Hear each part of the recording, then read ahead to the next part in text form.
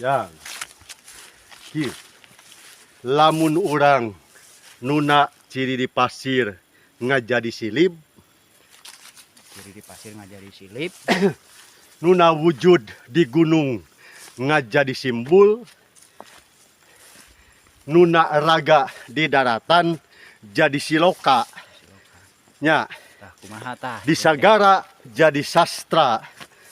Kan itu Oke. hartina nu aya di pasir eta silip, nu aya di gunung eta simbol, nu aya di sagara eta siloka. Nya, ari sasmitana aya dina raga, Oh, sasmita teh dina raga. sajeroning raga aya rasa nu jadi tulisan-tulisan. Nya, eta kitab suci, tulisan Gusti nu Maha Suci. Contoh tayeu. Geus teu?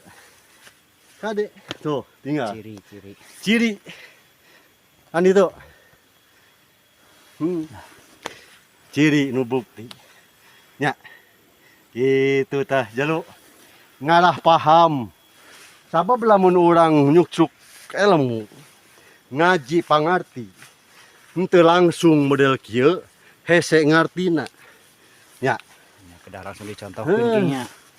Akhirna sakadar bahasa jeung carita. Aduh nya leres pisan. Tapi ari pola henteu nyata. Alah, Tah nu kitu nu kapir teh jang. nya aslina tah. Jadi kapir teh katutup pikiranana. Pikiranna. Nya. Najan apal bahasa tapi langgar keneh kinya.